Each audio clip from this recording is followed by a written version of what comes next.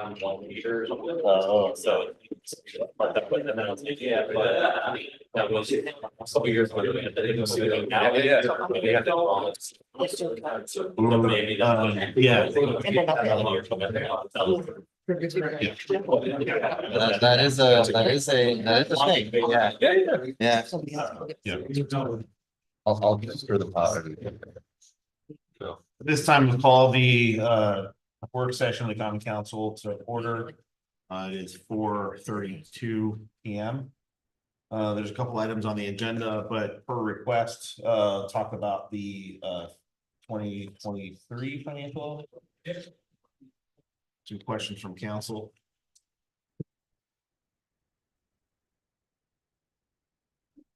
You could easily do some questions if you want to start Yeah, off. I don't necessarily have questions, just a summary overview of how we can use that report. I know we've spoken in the past about previous reports, just again, that was on our desk. Just how can we use that moving forward? A summary. Well, have you read the report? I opened it up, but I have not read it thoroughly, no. I'm not really sure what you're after. Sure. You just want a summary, there's certain pages you can just focus on, just give you the basics. But, you know, it's a lot of financial information, that's what has to be disclosed by your bonds. Government accounting standards boards is generally accepted accounting principles. And lots of financial statement notes to project a 90 and into the future, that's a very meaningful. But if you really just want to see operating results, we can show you the reports. Under the general fund last year, surplus of 367,000. After rolling forward, about 475,000.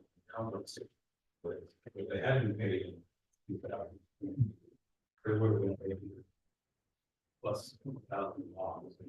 That 475 was for the issue, which creates a budget deficit for the revised budget in 2024 if we spend against those funds. Which repeat. General fund balance is at 4 million, excuse me, 6,423. That's helpful on my end. Yes, thank you. We did have one over budget situation, you know, it's inappropriate. We're not supposed to spend funds that we don't appropriate. But if we get stuff after the year end, it comes in. It wasn't encumbered, it wasn't budgeted, all of a sudden we push it, so we're stuck. That's what happened. $500,700. Thank you. I have some specific questions. Okay. Would you be willing to come to the microphone now? Because nobody, well, because anybody watching, they can't really hear. I hear that complaint all the time from constituents who reach out. My pleasure. Thank you, Richard. You're welcome. On page, for us, it's page 6, where it's the financial highlights. Huh? It has all these bullets. All it's, okay, and I'm not gonna pretend I read everything cover to cover, I did read it. But every time this bullet, a bullet point will say, like the second bullet says, the governmental activities reported total revenue in the statement of activities, 45 million, a change of in comparison to prior year. I don't know if that is a change that went up or down by that amount of money. It just tells you it's a change. And I know it's farther into the document, but as just a summary of bullets. So as of the close of the fiscal year, it says total revenue in the statement of activities is 45,382,133. So it went up or down by 7 million. Well, we'd have to go back and look at, say, page. I mean, I asked somebody and they said, whatever's in parentheses is a minus. That's normal. Yeah. Okay, okay. All right, But so if you look at page 23. I think that $45 million figure you're talking about, 45,382,153. Is in the far right column in the top section for total revenues for government fund. Now, the only thing we have to do is compare that to what it was for last year. And I don't know if they have last year's numbers in here, but I have to look at that, but I believe it to be an increase. Okay. Because once again, like Julie pointed out, it's not a reduction. Okay, The ones in parentheses are reductions, and the ones in, that aren't. are That positive. helps. And of course, they have some misprints in here. If you look at the fourth one down. That's a very strange looking number. it certainly is. Yeah. And those are the kind of things, these reports are so expensive, and you're trying so hard to get them done so quickly. But there's some errors. All right, so that number is 4,188,000. I would assume so. Yeah, I'd have to look though, you can do the comparison. Once again, they're not showing you the before and the after to get the difference. But you have to go through the report and find it. It's kind of like cut type of thing.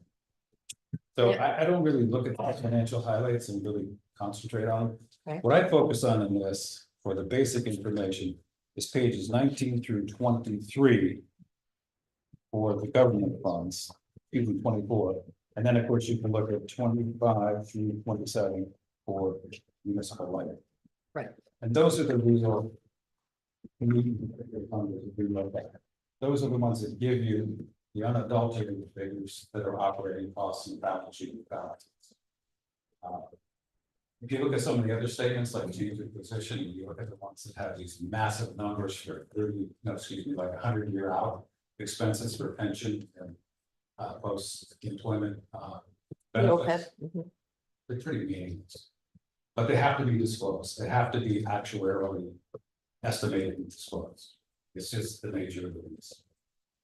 It's a big report too. If you read it from front to back. Are you asking me if I have? No, if you, Oh, I'm pretty close. Well, on page Okay. 6, All at the right. bottom of the page, it says, as of the close of the current fiscal year, the city reported total outstanding long-term indebtedness of 44,299,88. A change of, so it's an increase of total debt, right, right? yeah, and that's mostly from EFC. Borrowing that we're doing for the water and sewer. Mhm. And that's $44 million figure US, what, a couple of weeks ago. Yes. That's what the one I gave you. Do you know where we are as of now in 2024? Because we, at the end of this year, we'll do either bond or a ban or both of capital projects and debts and so on. Do you know what that running total is right now? It's probably about 42 million. For just this year? I'd have to say maybe 43 million. We paid. And that's across all We funds? paid, right? yeah, the total debt. We paid down about $1.5 million. But we also had some other funds come in after the end of the year. About 560,000 more from PFC for the water and sewer funds. EFC, Environmental Facilities Corporation. Oh. They're lending us money to do water and sewer improvements. They have loans and they also have grants. They subsidize the loans, so it's going to be less expensive than normal borrowing. Those won't be put into official long-term debt probably till November of next year or maybe the year after, depending on how we do with an application for an extension on something. that was what I was also looking for the last time I asked you. Yeah, the serial debt that we have right now is about 15 million beginning of this year. And of course, we're paying down on that. We have almost 20 million that's in a ban that we're gonna have to pay off this year in November. Probably not renew it for that much, probably renew it for a couple million less, Right. because we've reduced what we have to borrow Mhm. on several capital projects. Yes, I remember we had talked about that some months back. Yeah. On page 7, on the bottom where it talks about the majority of the city's net position, and it gives a dollar amount. It says- Mostly fixed assets, Okay, like buildings, infrastructure. on the bottom Mhm. of the page, it says, the remaining balance of unrestricted net position, 161,573,274 is a deficit, primarily resulting from the city's unfunded net pension liability and OPEB. Yep. There was another thing on. That I understand, except for the dollar amount. So the 161 is that 161 million? Is that a fixed number? Or is this one of those situations of, well, this is that looking down the line? Yeah, Okay, this is if New York State doesn't satisfy the pension obligations, the city will have to do. Now, the likelihood that New York State is gonna not pay out the pension benefits, and we're gonna have to, it's pretty remote. We pay about $3 million a year, give or take, for pension benefits how for much? our employees, almost 3 million. And I think next year it's gonna be budgeted even higher, because the rates went up and the pays have gone. But the likelihood that the city is gonna have to share in paying that long-term obligation, the state won't have the money set aside to do it, is remote. Now, the rest of it is the OPEB, which we know is post-employment benefits. Mhm. And we're looking at 100 years out until everybody's dead, that we're currently have covered. And it's just a projection of what the anticipated cost is gonna be over time. Our budget next year for healthcare is gonna be about 7.8 million. So we pay as we go, Mhm. but we have to disclose what this future cost is, but we can't provide for it, we can't set money aside for it. We can't even begin to chip away at it, because the state doesn't allow us to.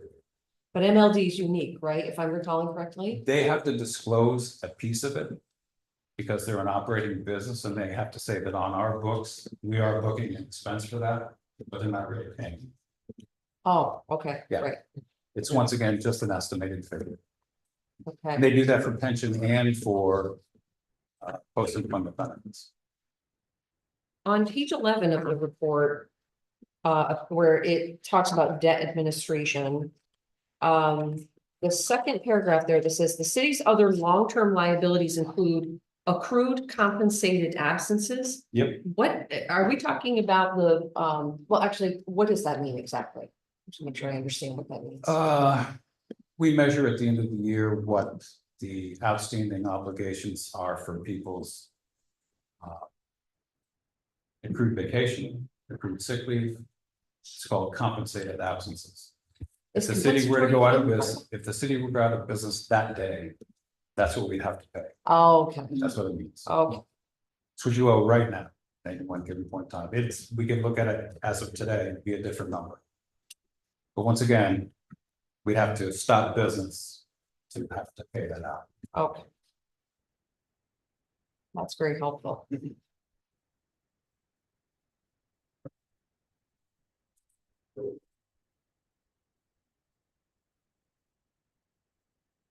But we do pay the OPEB liabilities no matter what.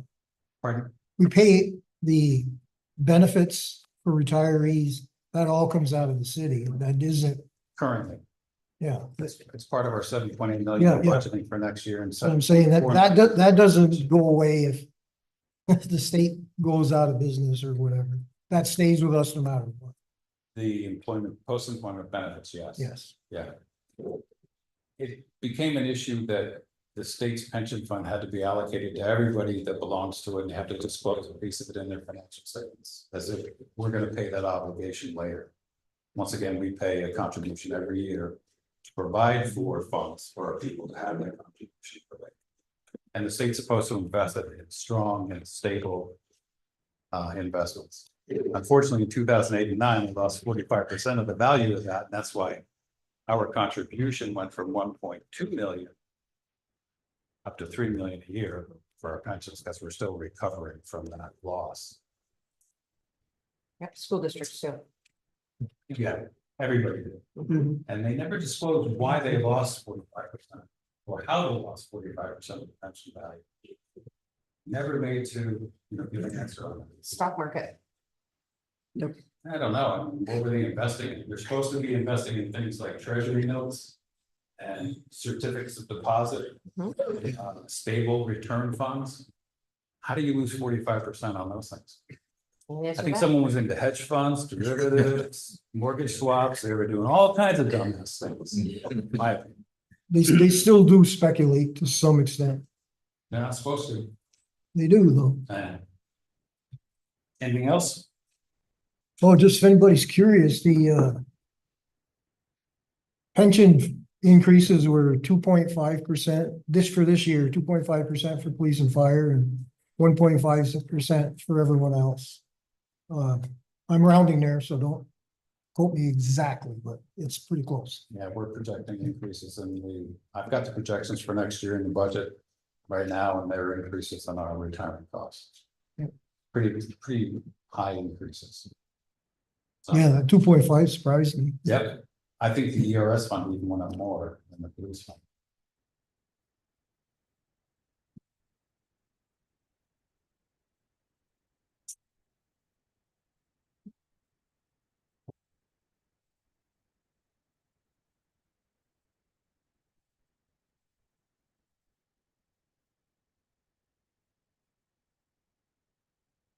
I do have a question about a definition on page 7. Okay. Where it talks about, it says this whole graphic here about net position. Current liabilities versus long-term liabilities. What is the difference between what is included in each of those definitions? Current liabilities is what you have to pay in this period, or actually what they stated here is for the next fiscal period. Long-term liabilities go further out than that, so it'd be long-term debt. Okay. Or it could be long-term obligations estimated for pension funds and OPEB and that kind of stuff. Oh, okay. So that's why I think that number is probably very large. Yeah, 129 million. What does it mean deferred inflows of resources? What does that mean? It's a measurement of anticipated or estimated costs. They don't necessarily need actual dollars. It's once again, these estimates of these expenses. And some are inflows and some are outflows. It's another thing with disclosure. I think gimmick. I don't pay too much attention to this page Oh, okay. because it really doesn't have any actual numbers that we have to deal with as far as, collecting and paying. The ones I look at, like I said, are starting on page 19. 19. That's the real numbers for it.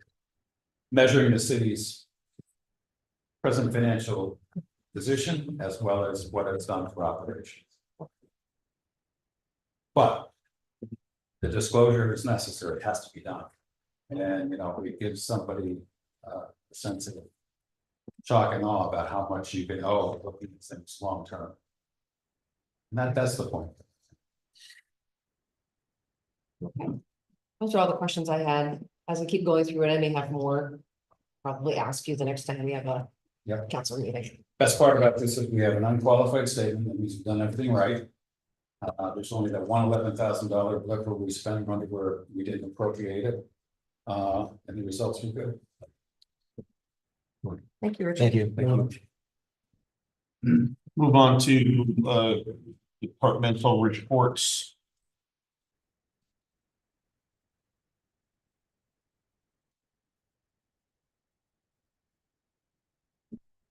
Well, I do have a police department follow-up question, for Lieutenant Hahn.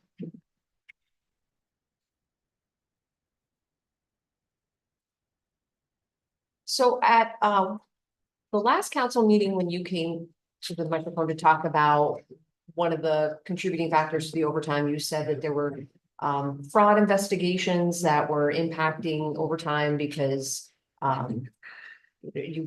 the way you had to allocate your employees. Has there been a marked increase in fraud investigations this year and compared to last years past, or?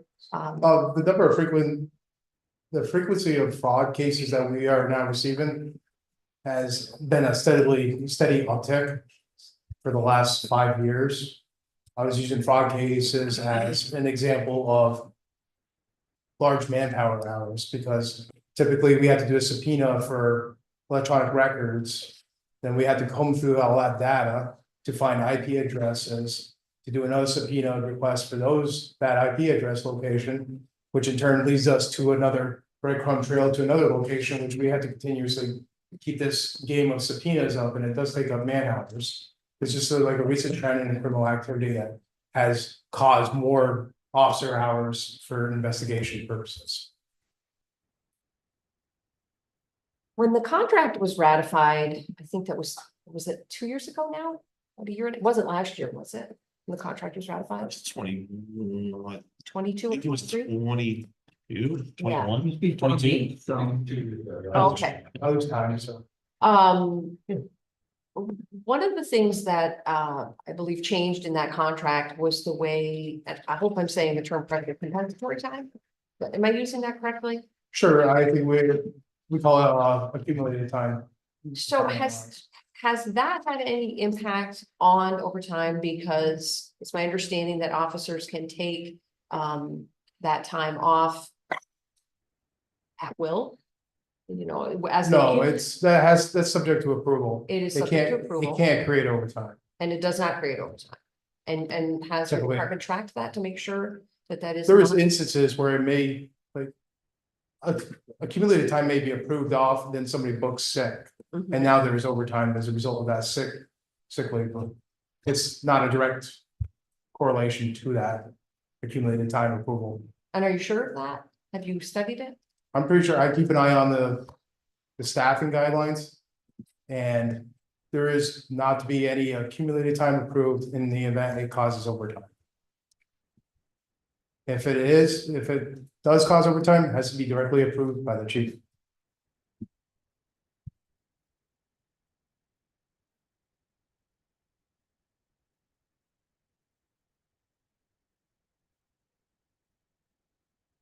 I had one comment, well, Elizabeth's writing that down. I really like seeing the rest spreadsheet, the blotter. I'd really appreciate it if you could turn it. I can't turn it on my You have to PDF, you have but to download it and then turn it. That's the only way. you can't straighten that No. out. Which report specifically, sir? But the blotter, it would be a rest for the week. I had been asking for that for a long time. And I'm glad to see it because we get it, you know, Wiry has it. The council didn't have it. So now we have it. That's great. I was just wondering if there's any way It's to, just the way I save it in the file, Jeff. I'll just try to make sure I remember to flip it around. but I am very happy about seeing that again. That's good. I don't have to get up and listen to Wiry. I think as a department, I think we provide more reports than we ever have before, and I think it's great for the transparency of what's going on. Thanks. Any other questions? Well, I can't think of anything right now. Thank you.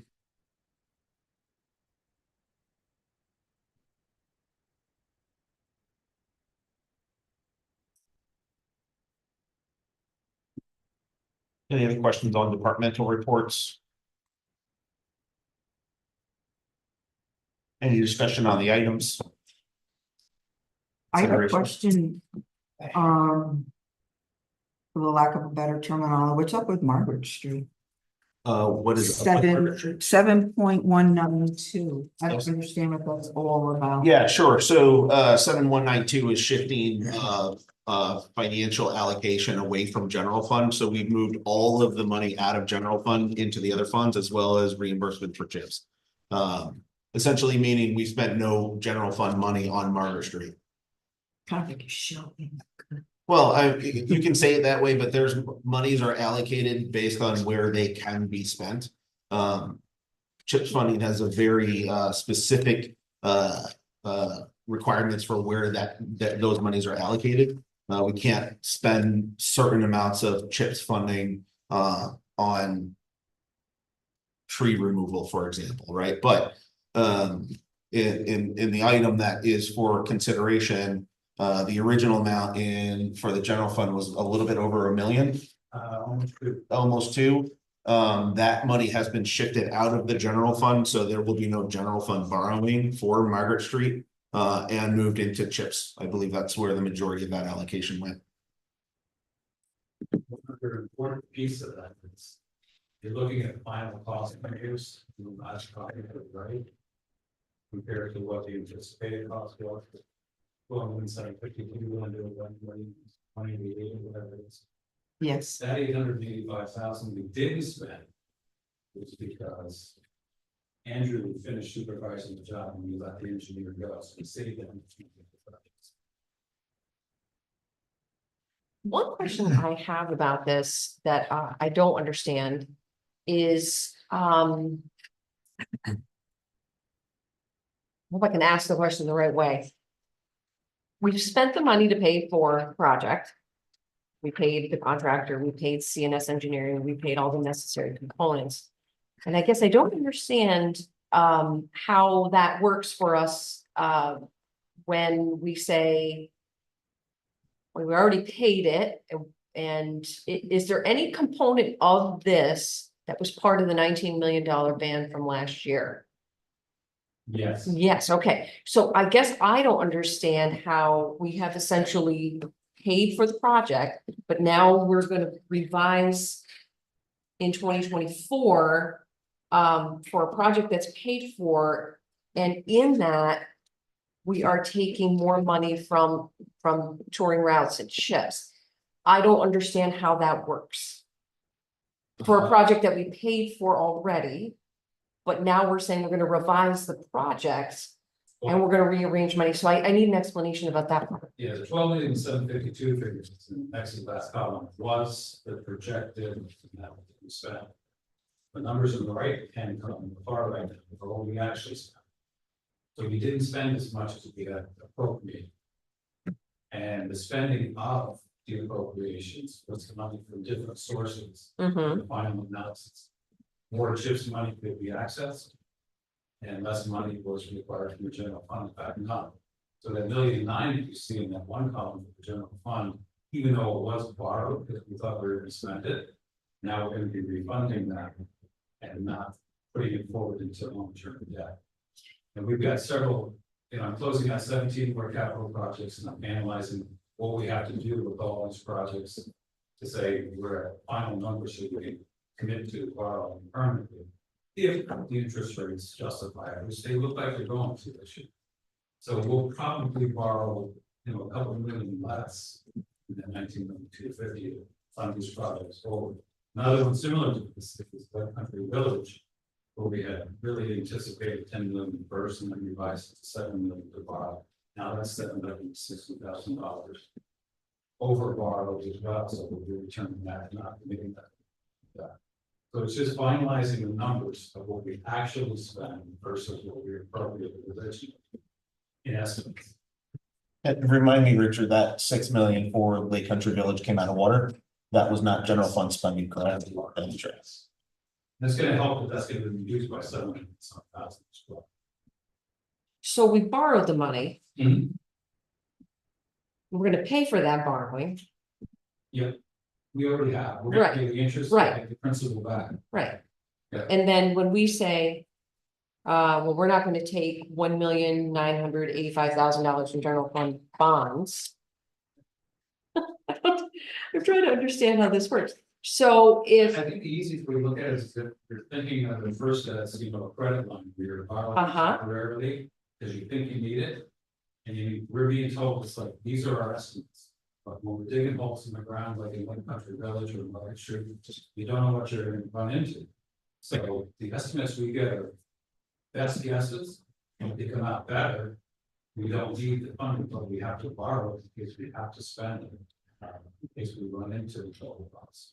so is it, if I could make an analogy, is it like, I borrowed $1 million, I didn't use the million, so I'm gonna put the million in my checking account and still pay it off?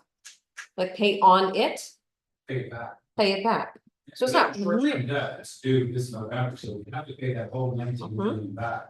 Now, once we do that, because we use those funds for a while.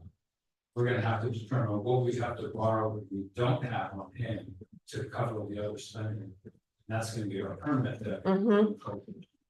okay. I'm also concerned about the effect it's gonna have on the touring routes and the chips. So, I asked for this and I don't know if you are providing it and it's a report that I'm missing. in the packet, in the folders, when we get the meeting folders? The last time you asked for it, it was provided, we don't provide it every meeting, Right, but the last time you asked for it was provided. We provided the updated one next. would you So we please, just did a CHIPS reimbursement a few weeks ago. We have between our CHIPS, our touring routes. And our POP, all of the funds, we have almost $3 million left over. this year? Yes, so that's where we had about 900. Just over $900,000 that of eligible items for Margaret Street. So we took that eligible money and we're going to seek reimbursement through the CHIPS funding, or actually the touring routes. For that additional $900,000, which made it possible to basically zero out the line item for the general fund. And so another concern I have is typically by this time, we would have a 5-year plan, which we didn't do, and in the 5-year plan, we always have the projection of the projects. The capital projects that we're gonna be working on, and so I would love to, and I know you don't have an answer for this, what the capital projects are going to look like next year. And the subsequent years after that, and are the CHIPS and touring routes and, these infrastructure funds that we rely on to do the paving that we desperately need and the sidewalks and so on. Is that fund going to be hardy enough for the funds? Because I know it's multiple, and I know you can't answer that. So We don't know year to year what the state is gonna do. I know, So- but I'm wondering Originally, how this is going to let me- impact let all me the long speak term. to the revenue portion. Originally, and Richard, correct me if I'm wrong, we get about $600,000 a year in chips. Yeah. Okay, now we're up to $2.8 million a year. We have to wait until every April to determine what we're gonna get. We've been very fortunate with the touring routes. So we're going based on, like I said, I think it's 3 years running now, that's what we've got. As far as the 5-year plan goes, and again, if you had a city engineer. Okay, I'm gonna go back to this. If you had a city engineer, he would create this 5-year plan. We did just finish our 5-year plan. For the budget, the mayor has it. I think we just have to plug in a handful of numbers to another couple departments to do that. But it's best guess as far as what we're gonna get with the state. It's really, if you go back down to $600,000 next year. Mhm, So in which case, it's only a plan. mhm. It's not an action. And as you can see, when you look at road resurfacing. You're saying, okay, you had Lake Country Village roads next year. You push them off 2 years, well. North Capitol Street, for instance, came apart last winter, so Mhm. when you North Capitol Street. That's the best example I can give you. Right. We don't have a full department to do analysis of roads on that level. And I can tell you that the whole engineering department, developed their reports. And went with what they did, we got a fraction of the last 7 years. So we can't give you what you're looking for. No, I'm not asking for the funds, I'm asking for the projected projects. And So again, we can give you projected projects, Mhm. but that's gonna be a very fluid thing. Get down 2 years. We end up pushing certain, we do basically, we're looking at senior advanced deal, so we're going out there. The road that we project to hold up might not hold up as long. Now, the good news for us, we paved over 80 roads in the last 7 years, 80 different paving projects. Mhm. Rider streets are riding pretty darn good. So we're getting, well, go to some other places, you chuckle about it, but check them out, okay? I'm kind of proud of what we've done. But again, we're looking just like Richard talks about, looking at 100 years. Looking at road resurfacing, we only talk about road resurfacing right now. 2 years maybe, 2 years. Start getting out beyond that, we're jumping all over the place. And every year we also put together and produce that capital program. It's not included, well, it's included in the budget packet. But it's not necessarily budgeted to complete those.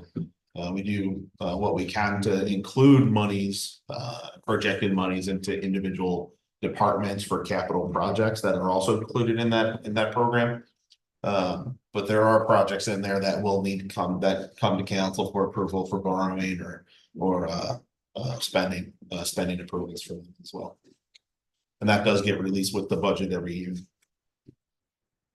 I'd just like to jump back to departmental reports. We kind of got topic pretty quick, but I was wondering how we were coming with our consent decree from the county. Are we making progress on that?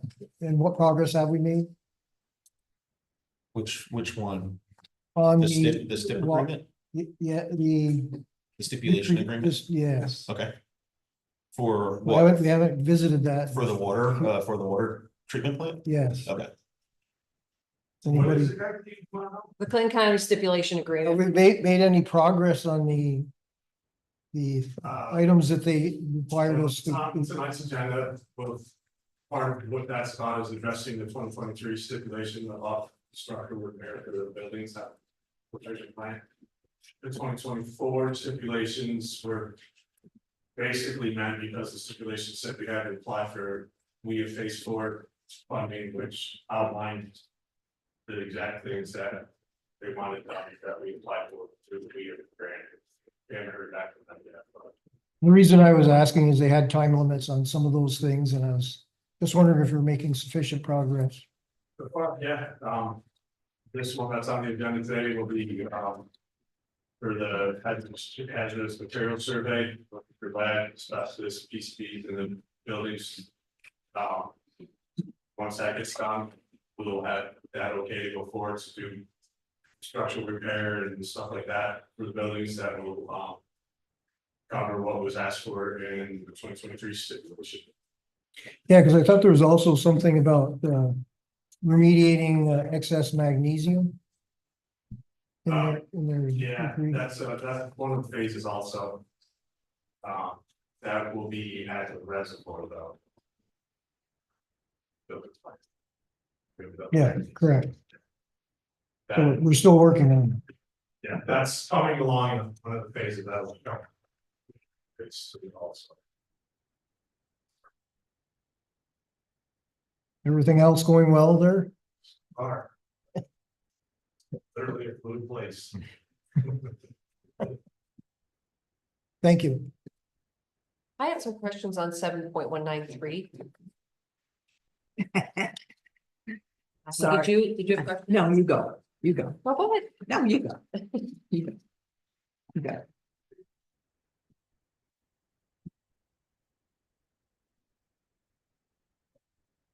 I don't know who to direct the questions to. Well, we're revising the capital project for. The increase in the cost of the steps to finish the all steps and also give you the final numbers and what the cost of the roof. Also, the structure of what we have to do for finance. Of course, a little bit of an increase in the general fund borrowing. Yep. And that of this against Margaret Street, I think is a reflection of. From general. The general fund borrowing, yes. I thought the roof was finished. It is, Oh, that's your final numbers. okay. That was what I You wondered. know, we're putting that together to show, here's the final cost for that, but we still have to do the steps, and so that's why the project has to be increased.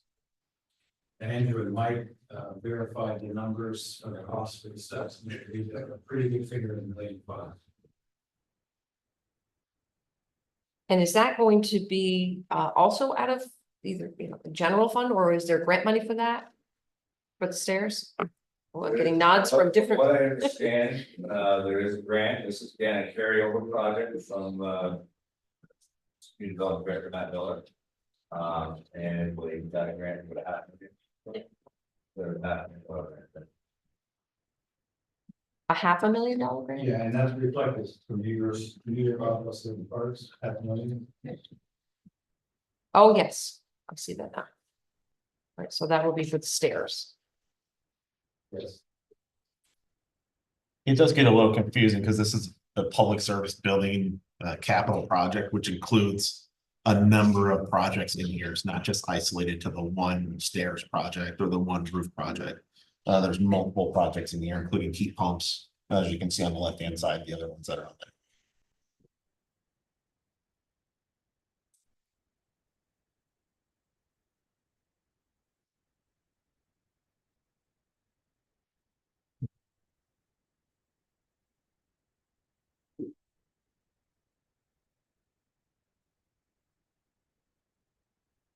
Let me Lumet Park, so there's already been a change order? On Lumet Park? Jeepers creepers, Yes. that in. I would like an update on, sure.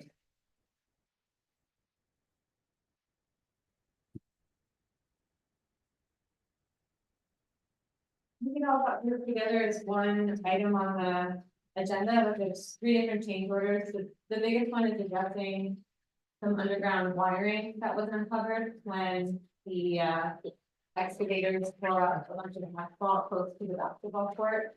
That wiring was probably installed sometime in the 1970s and put in, either wasn't put in the right conduit or the wiring didn't have the right casing around it, and so they were kind of like raw wires just in the ground.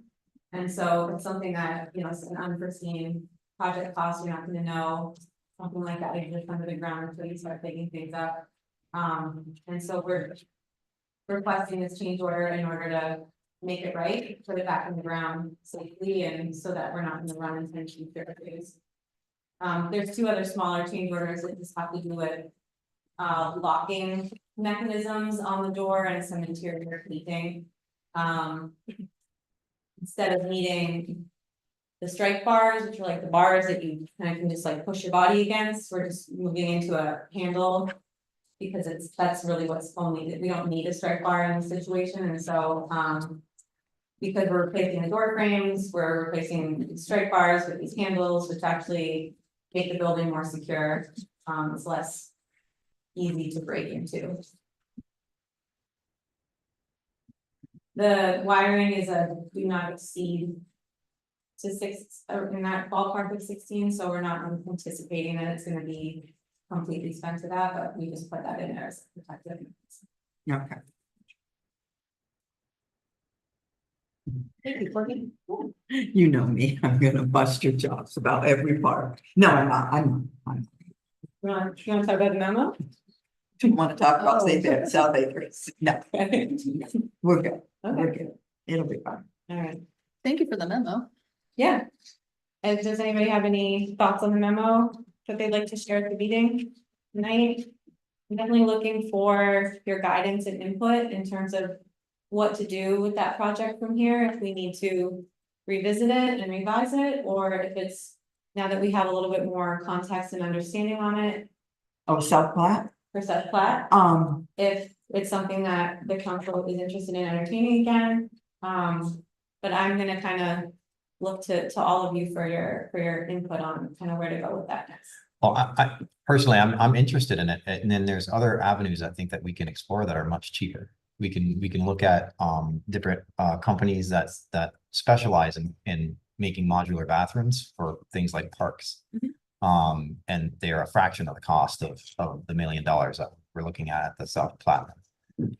It takes like 10 minutes, go on the internet, you could find one of these companies and, you know, give them a basic parameter of what the job is, and they can give you an idea of what you're looking at. And I do think modular bathrooms were something that we had conversations about, and I think in rooms in that we folks. Because I do remember us having conversations about the use of those as an option. But they would still have to be installed by a contractor. Yep. It's definitely, you know, like a modular home, it's definitely a viable option. I was not involved in the actual engineering portion of it, but I did look at the same thing, I looked at, like scenario 3D. Pull them off a truck, where you're gonna need, again, contractors have to put a foundation down. Sure. Put a site package together, and it's gonna require a consultant engineer, so there's money involved in that. Sure. Just bear that in mind, it might not end up being a cheaper option. The other thing that I found out in researching the modular bathroom that you did. None of the manufacturers I could find were regional, so maybe I'm missing, but that was one of the drawbacks that I found. All right. All right. Well, I think we could look into that as an option, you know, and maybe explore that a little bit more. Personally, I think that would be a good avenue. Yeah, I agree. Are you looking for, I'm just looking for something cheaper than $1 million for the 55 foot by 25 foot building. Okay. That's $730, I think, a square foot. sure, yeah, I mean, I can look into it, do we wanna have like I mean, do you want me to propose some options and then look at like things Sure. with heating, things without heating? Are you interested in this being a Four Seasons bathroom? Something, Is it I something don't that- know, if we necessarily need a community room, for instance, of that size. You know, those options are something I think we can look at too. There is some site work that I had broken out in there that, you know, we wouldn't be able to necessarily get away from if we went in a different direction. Does that feel like everybody has clarity around that? So the site work around the berm, the removal of the building, and then also relocation of utilities. I mean, those types of things. do we necessarily have to move the building? I think it was put there. I mean, that's a proposal by the designer, but that's Well, not I think what necessarily we're a, looking at there is we're looking at ADA compliance. Yeah, Bring our parking accessible. compliance. The issue we have is not a ADA accessible bathroom there currently. So you're literally going across the, you know, the Fox Hill or the South Lap Park, all the way across the grass to that bathroom. right, okay. That was one of the concerns, that was one of the considerations that I recall was made by the consultant engineer. I see, okay. It would be a lot cheaper to build a walkway though, that you could make it handicap Yeah. accessible Some of the cost, $1 million is a lot. instead of moving. Yeah. And cutting down, it all comes down to square footage. You know, the price per square foot. So maybe that's something. The price per square foot on a municipal built building, because we're paying close to wage, it's not like building a house. Gotcha. You're gonna pay a substantial amount more, and then you have the engineering, and that's where the costs come into play on all these things. I know it's not very palatable, and the same thing with the city hall stairs and the roof. All this stuff is very expensive because we're paying a premium to pay these higher wages. It's not like something to go. No, exactly, yeah. Then we should probably look at, you know, maybe a smaller bathroom, something without the. Yeah, I mean, we're just looking at ways to kind of cut some of this off. There's Well- gotta be a way that we can trim some of this down. Right. That will bring it down to a much more manageable cost. Well, Yeah, and- like moving the entire building versus making a walkway out there is I mean, way cheaper you know, anybody that than using the existing. that I say, hey, we got, you know, how much do you think it costs to make a bathroom? And you know, $200,000, $300,000. It's not And more. really, It's $1 million. If you break it out, it is kind of it's a $500,000 bathroom building, you know, because, and then you have to add on, like, the building itself is really in a ballpark range of that, but then you start to add on all of these other costs, demolition of the building, the site work, the utilities, the pump, like, that's what gets you up to that number, Right. you know, so I guess I just don't want to create a narrative that, you know, this is a building that is just outrageously luxurious and is, No, I get you you, know, I know, yeah. because we're spending, you know, 500 and something, you know, and change on Melissa Penfield, you know, and we spent about 300 and change, you know, in Lumet, and so I think just the narrative of like, we're also not just taking a huge amount of money and throwing it at this one park, but we are trying to keep it equal, you know, amongst the different parks, and we are trying to be fair, but we're also working with site conditions,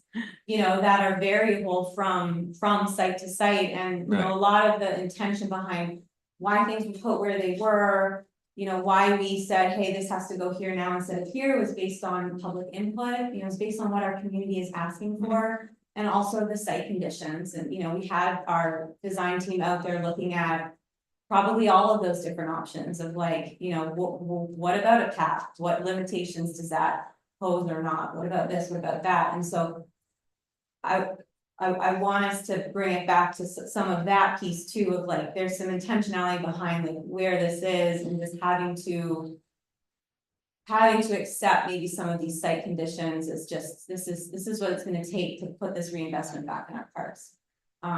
So kind of offering that. You know, I was talking to Counselor Moore, and he and I both agreed, you know, this started out with the parks desperately, yes, they need bathrooms. But this started out with the parks desperately need new play equipment. I would love to put playgrounds in all of our parks. All of them, yes, all of them. I would love to. Say the So word, I but- guess that's where I'm at personally, is that, you know, if this went from that to totally accelerated into all this other stuff. And I mean, that bathroom, unless I read it wrong, costs more than the beach house. Did I read that wrong? The beach house isn't anywhere even. The cost. bathroom at the beach house? Mhm. It's comparable in price. The difference here is the $1 million includes demo, site prep, all these things where all that work is already done at the vendor building. And what we're doing is we're repurposing an existing space in an existing building. And to Courtney's point, the relocation of the bathhouse was demand through the significant amount of community engagement that we did. Because of the distance of the bathhouse to where the majority of people used the ball fields and the playground, and the accessibility, the ADA accessibility of the existing bathroom at Fox Hill was not conducive to its actual use in that park. Which is why it's being moved. The recommendation was to be moved. And kind of to place it with the intention of, well, what else do we want to see happen at that park? There's been proposals around creating better trails and improvement in access to the riverfront there. An ADA compliant path that would allow for folks to actually get access to the river. And that would all feed out of the parking area because of ADA compliance and allowing for someone to be able to come down to the park, unload in their wheelchair, for example, use facilities and then also get out and, you know, access the amenities. And so we're planning for what exists right now, but then also what we hope to implement into the future. That could be another 10 years from now, but these buildings are going to be here for 40 years. You know, the ones that we're building. So we're trying to be forward thinking in this. And that's, I think, where some of this is coming from. So Courtney, what conversation, I'm not aware what conversation was had regarding repurposing or rebuilding or like the existing, yeah, the existing one. What conversations were had about that? it's a little before my time. I do know that building has quite a bit of asbestos in it. I'm sure that played a role in deciding that it was beyond, Yeah. you know, reuse. I don't know. Do you remember any conversations about that? I think the roof structure, the issues with that, and again, this is not something the public works is ever involved in. But I believe there was roof structure issues, holes in the roof, leaky electrical issues. Just basic masonry structural issues. And then you had, again, there was asbestos, so I didn't manipulate the block. And that's, if it's manipulated regardless if it's asbestos or not, they have to treat it as asbestos. So those are all the issues that I don't know. Well, I guess I just want to state that when we started out on this, I was under the impression we were going to make all the bathrooms functional. I did not think we were going to spend millions of dollars on just the bathrooms. We don't have any additional playground equipment, any other usable things. We're going in a Cadillac direction on this. I did not envision that. I envisioned we would fix the buildings we have. There's Penfield Park, that building is not in real bad shape. I cannot picture how why we are putting, you know, $400,000 or $500,000 into that building. It makes no sense to me to add a club room. I don't see the functionality of all these little club rooms in each individual. I think we kind of got carried away with what we're spending here. We're just trying to make functional bathrooms. The one at the beach makes sense to me. It's going to create a functional bathroom. These things are just throwing a lot of money at something that we're still going to be way behind the 8 ball on the parks. There's new equipment at Fox Hill. There's no new equipment at Bailey or Penfield Park. There's no new equipment anywhere else, just that one place. I think we're putting the cart before the horse, making real super nice bathrooms, and we don't have the draw to go there. We should be trying to spread the money around as best we can and not be sinking it all in bathrooms. Now we're going to have a bunch of bathrooms, and when the heck are we going to have the money? I mean, the plan that they originally had, $92 million, that's not happening next year. or the year after, or the year after that. We need to be frugal with our money and do what we need to do instead of doing what we want to do. It's the public's money and I am not for spending the public's money this way. That's just my opinion.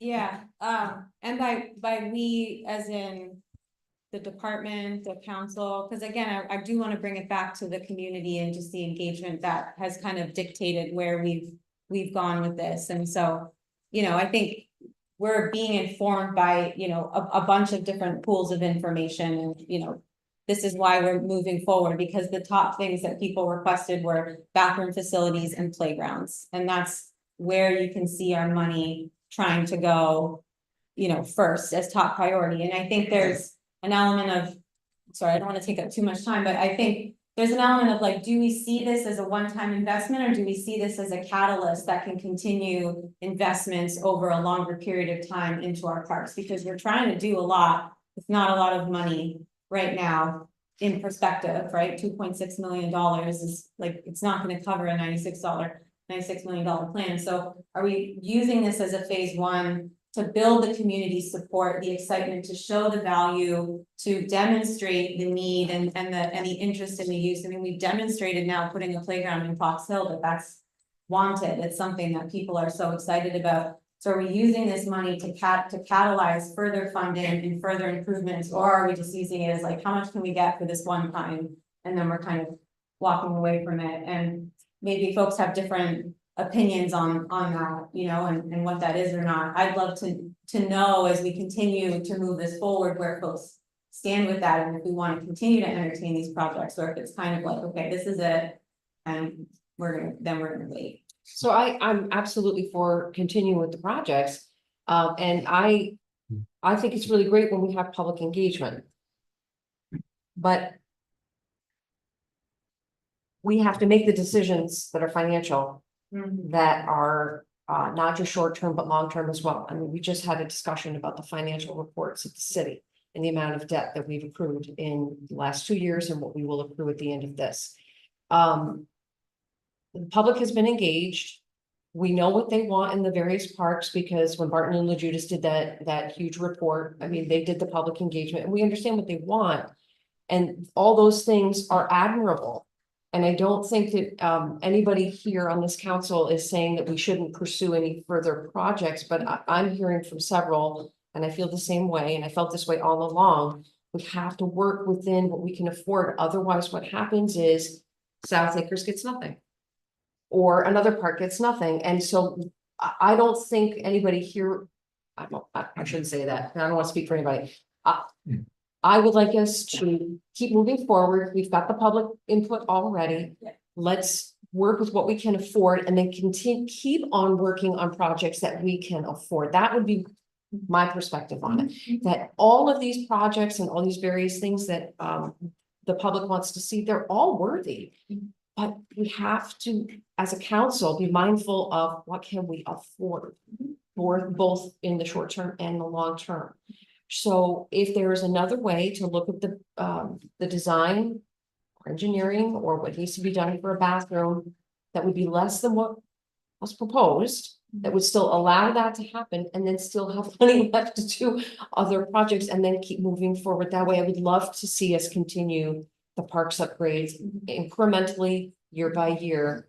But it has to be what we can afford. Balance what we can afford with what we want.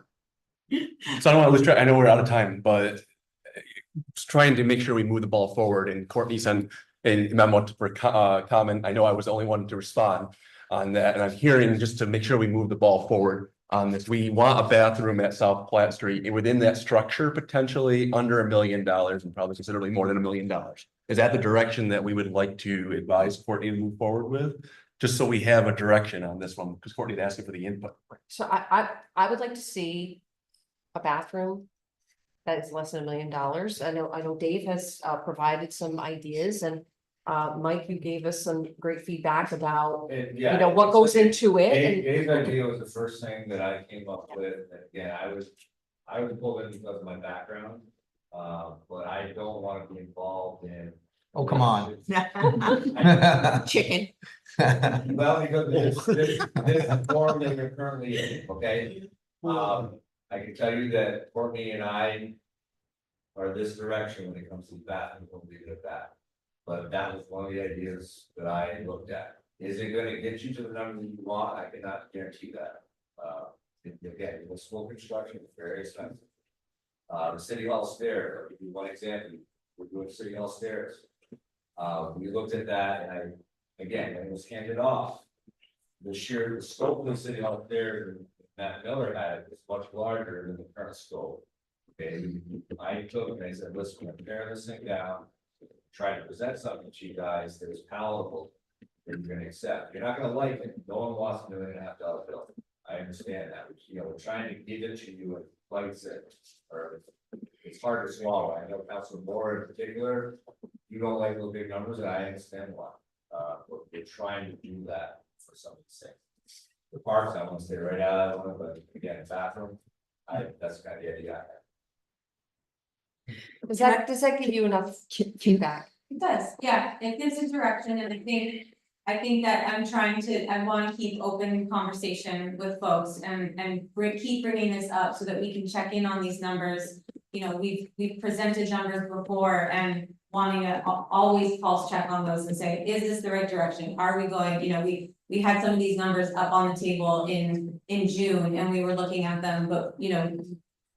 So every opportunity we have for that critical feedback to say, hey, you're going in this direction, slight pivot here, so that we don't end up like this, you know, to keep that alignment. I think that's what I asked, and so that's why I'm drilling down on getting this, and it is helpful what you.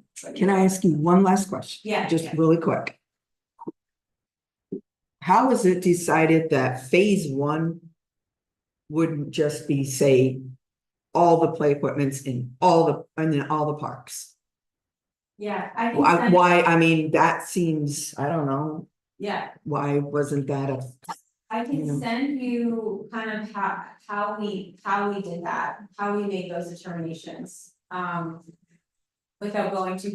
No, detail, but okay, it yeah. definitely wasn't kind of like everyone pick a straw or, you know, put things in a hat. Cause I mean, to me, that's logical. Okay, let's do all of the play equipment first. Let's give everybody a nice bright and shiny new playground. And then we're gonna tackle phase two, which would be the restrooms.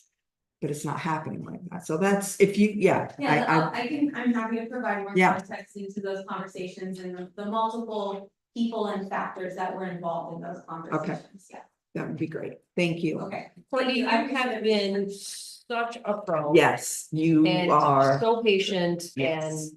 come back meeting after meeting. with more Every time. information. I've got another memo. And you take me And I every just stride. want to say, I appreciate everything that you do. Yes. Thank you. I think we all do. Well, and it's with the support of many folks in this. Mike too. And their, yeah. Honestly, though, it is Even Mike. really- I'm going this Even way. Mike. It's through their consultation, you know, we work together on this, but I appreciate that, so thank you. Thank you for that. I'll take a motion to adjourn the work session. Motion by Councilor Gibbs, second by Councilor Manette. All in favor? Any opposed?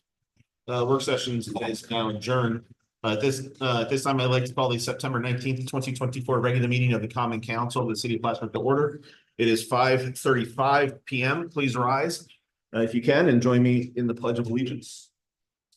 I pledge allegiance to the flag of the United States of America and to the republic for which it stands, one nation, under God, indivisible, with liberty and justice for all. Ms. Garland, will you please conduct a roll call? Mayor Rosenberg. Here.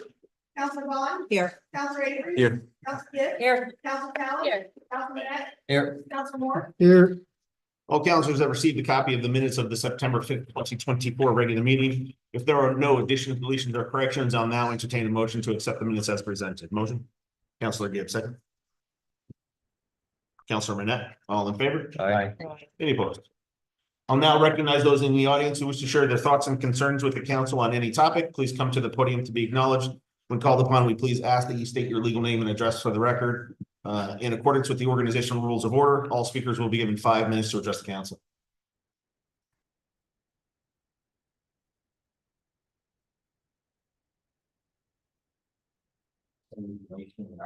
Yeah, thank you.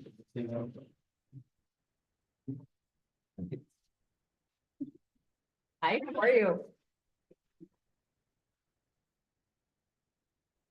I'd also just like to ask before I begin, the context of what's presented there is. Would take me about 5 minutes and 40 seconds to speak through, so I know it's at the discretion based off the rules, but I can granted another minute, if not, I'll send it out. It's pretty flexible. What's your name, sir? Christopher Gray. Christopher, nice.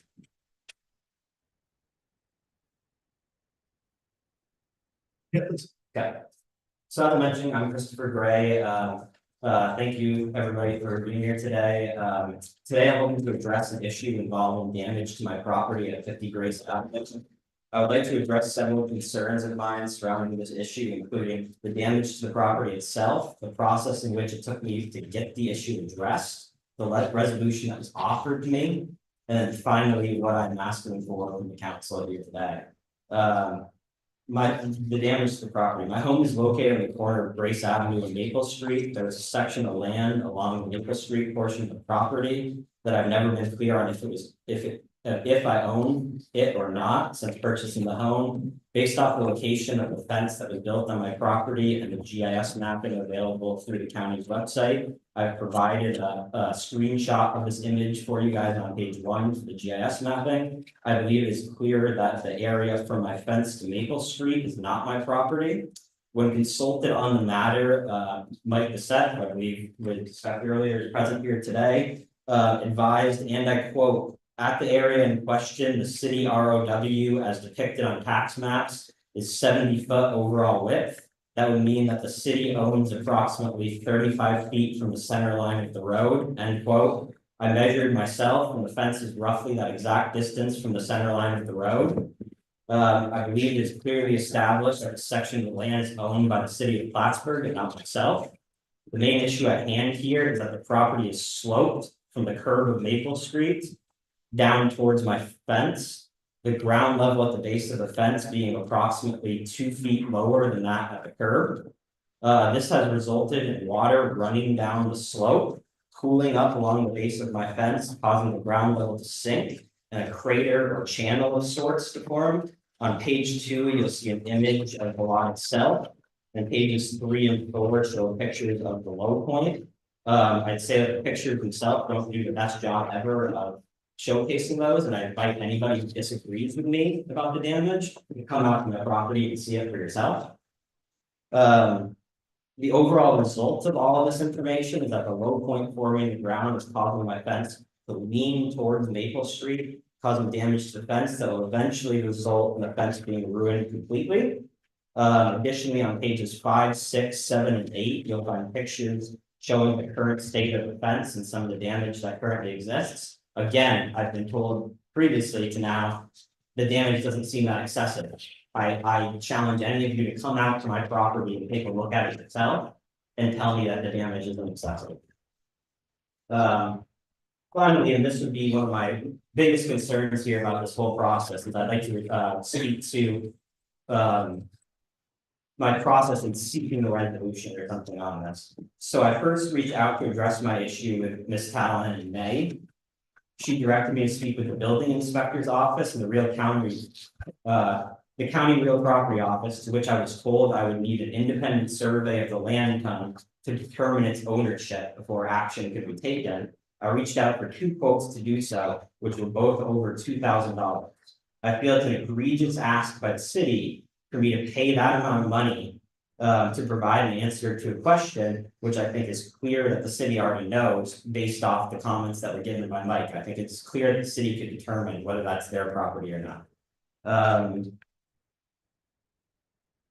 So I contacted Jennifer again about a week later. She heard my concerns and said she would bring them up with someone from the DPW to see what could be done. Several weeks went by and I called to follow up. She stated she had not had the chance yet to speak with them, but that she would address it at an upcoming meeting.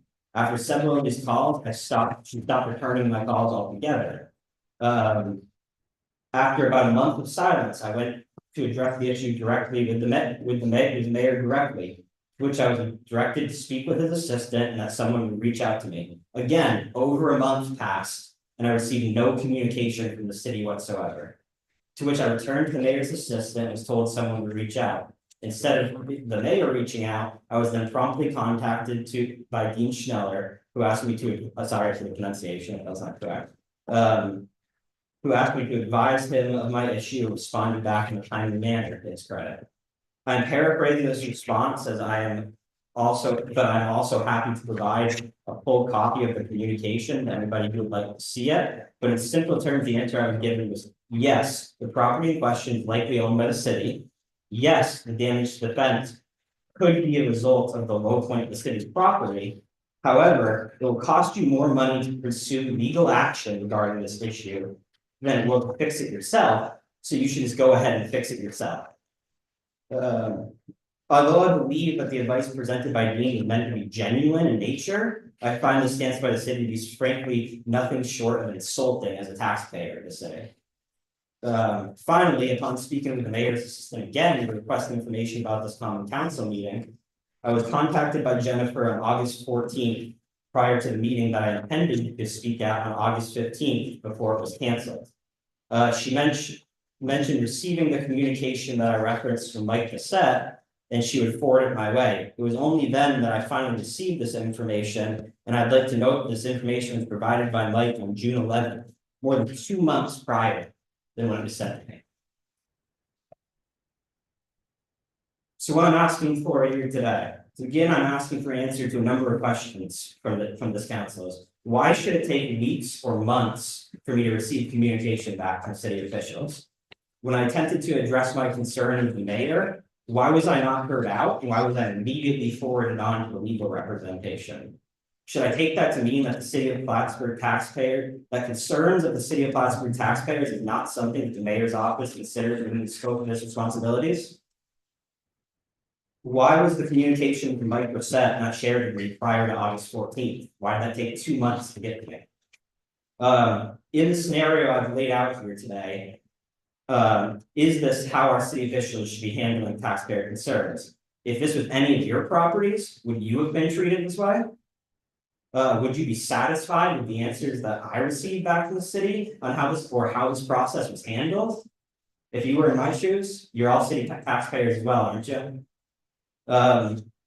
So again, to the resolution here, to speak to the resolution, I think one of the major points of confusion on this whole issue is that I'm asking for the city to pay for the repair or replacement of the fence itself. That has never been the case. I'm requesting that the city backfill the affected area with gravel and topsoil to level the area and regrade the section of property in question so the slope runs towards the curb and away from my fence to prevent further damage.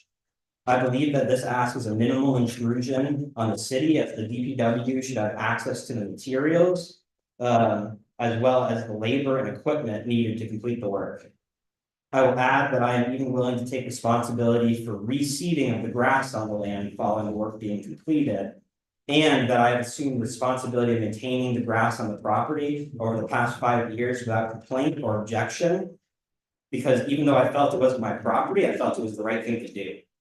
So to conclude today, simply put, what I'm asking for here is the city to step up and do the right thing and help to provide some help without having to be legally forced to help their taxpayers. Thank you for your time, and I look forward to the response from the council. Thanks, sir. Thank you. Anybody else would like to wish to address the council on any topic? Seeing none. I have no special correspondence from any committees. We'll note that the council approved the payrolls for the various city departments of the city of Plattsburgh for the week ending September 18th, 2024, in the amount of $575,560.58. We'll also report that the common council approved the bills audited for the weeks ending September 13th, 2024, in the amount of $1,660,348.13. And September 20th, 2024, in the amount of $2,245,884.08. Let the record show that items 6.1 through 6.4 have been submitted for council review. We'll now move on to liaison reports. Plattsburgh Public Library, Councilor Manette. So the Plattsburgh Public Library is going through some construction, and then you could give us a update. Thank you. So we are working on a full replacement of the library steps and access ramp on the side, so. That is all on schedule and we're hoping for completion early November. So just a reminder to everyone, we still can access the library temporarily, because the temporary ramp on the Blinkerhoff Street side of the building. We've had some mobility issues, it's a busy corner, and encouraging people to use the permanent crosswalks and getting some communication out about that, so. Just wanted to put that out there. Thank you. Climate Smart Task Force Counselors Talent and or Avery. I have no report. We had our meeting last night, and we are going to be. We're always looking for people that are showing interest in joining the task force, even if just as a volunteer member. And also, we are gonna be looking for somebody to become the future coordinator for the group, because our coordinator now has decided maybe it's time to step back and let somebody else do it, so. That's it. Thank you.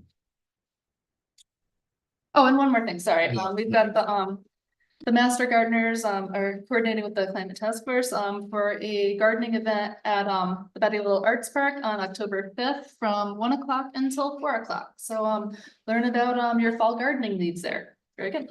Thank you. Ms. Garland, we please read the titles of the resolutions to be acted upon. Motion to remove 7.175 from the table. Motion by Counselor Talon, second by Counselor Gibbs. All in favor? Aye. Any opposed? Carried. Item 7.175, approval of tentative memorandum of agreement between the city of Plattsburgh and AFP Local 788. Motion by Counselor Gibbs, second. Counselor Talon, discussion. Roll call. Counselor Bond. Yes. Counselor Avery. Yes. Counselor Gibbs. Yes. Counselor Talon. Yes. Counselor Manette. Yes. Counselor Moore. Yes, Carried. Item 7.189, travel request, police department. Motion. Counselor Manette, second.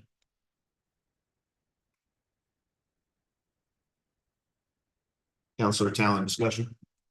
Roll call. Counselor Bond. No. Counselor Avery. Yes. Counselor Gibbs. No. Counselor Talon. Yes. Counselor Manette. No. Counselor Moore. no, Seated. Get it. Item 7.190, award of change orders for the Peter Burnett Park site and bathroom project. Motion. Counselor Gibbs, second. Counselor Bond, discussion. Roll call. Counselor Bond. Yes. Counselor Avery. Yes. Counselor Gibbs. Yes. Counselor Talon. Yes. Counselor Manette. Yes. Counselor Moore. yes, Carried. Item 7.191, authorized water filtration plant, architectural and structural design services, amendment 1. Motion, Counselor Gibbs, second. Counselor Avery, discussion. Roll call. Counselor Bond. Yes. Counselor Avery. Yes. Counselor Gibbs. Yes. Counselor Talon. Yes. Counselor Manette. Yes. Counselor Moore. yes, Carried. Item 7.192, revising capital project H5110.94, 2023 Margaret Street construction. Motion. Counselor Bond, second.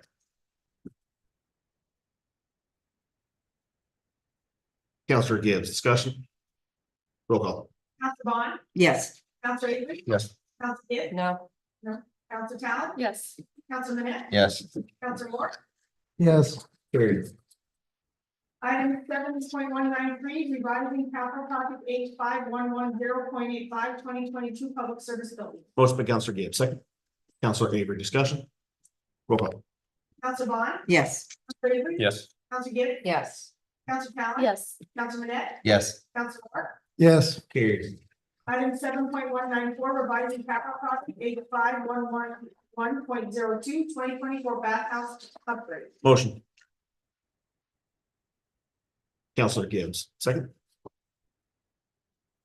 Counselor Manette, discussion. Do we have bids and everything else? And when is this started? If we do and all that stuff about that. This is creating a capital project, so. So- The next step will be, it will go out to bid. To the bids. We put Okay. plans Yep. and, Yep, that's what I thought. Okay. Any further discussion? Roll call. Counselor Bond. Yes. Counselor Avery. Yes. Counselor Gibbs. Yes. Counselor Talon. Yes. Counselor Manette. Yes. Counselor Moore. yes, Carried. Item 7.195 budget adjustment, general fund, discovery grant. Motion. Counselor Bond, second by Counselor Gibbs, discussion? Yes, can I get an explanation of this, so we have a chance to ask about it during the work session?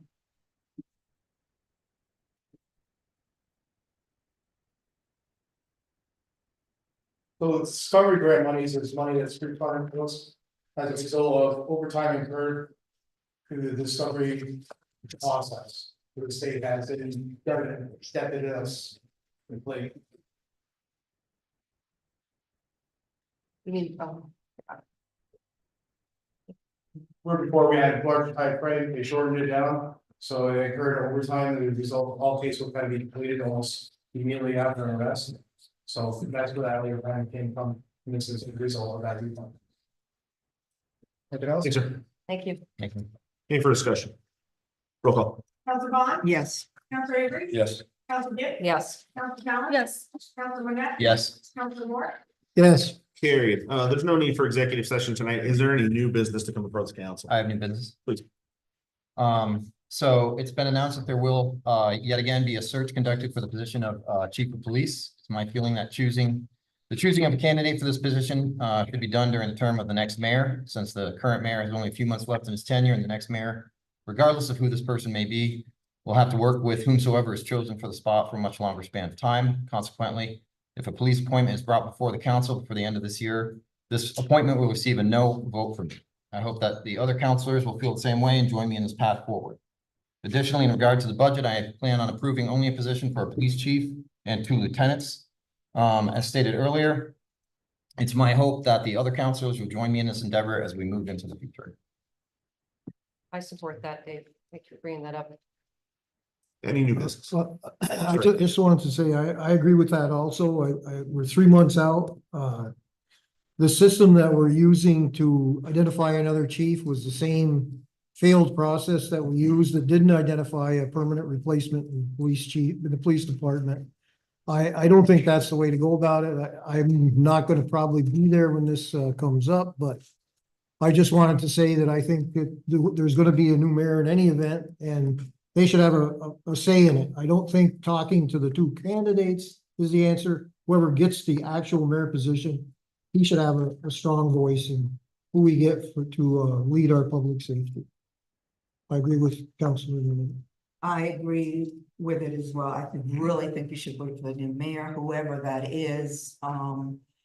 Being on the committee last year, the safety committee, I do believe there was some report, and I apologize for not remembering exactly what it said or what it's called, but I'm pretty sure it said that we're supposed to be budgeted, or that our police department should have a chief and 2 lieutenants. The DCJS report. Yeah, yeah. So I strongly feel we need to stick with them. I would concur with that also. It is by law that the city of Plattsburgh needs to have a chief of police. So when civil service comes knocking, we'll send that letter to you all. Okay, thank you. Any other new business? I just, because public comment does not allow engagement with people typically who come to the microphone. And you do have a resident who has come here, to give us a pretty lengthy, narrative of a case, and I just wondered, they are here, he's here. Is there a plan to respond to Mr. Gray with his concerns? I'm sure he's hoping that there'll be some kind of response to him. Is anybody gonna follow up with him, or? He's your constituent. I didn't know if there was gonna be any follow-up. We've talked before. Mayor is, I'm sure he's looking for some kind of answer, a resolution. Yep, Yep, what? yes. I think he's been responding, and a couple people have responded to him already and given him direction on what path to take. And that's the recommended path. That's unfortunate. Okay. Well, It's unfortunate. Any further new business? Motion to adjourn. Counselor Gibbs, second. Counselor Moore, all in favor? Aye. Any opposed? We now adjourn.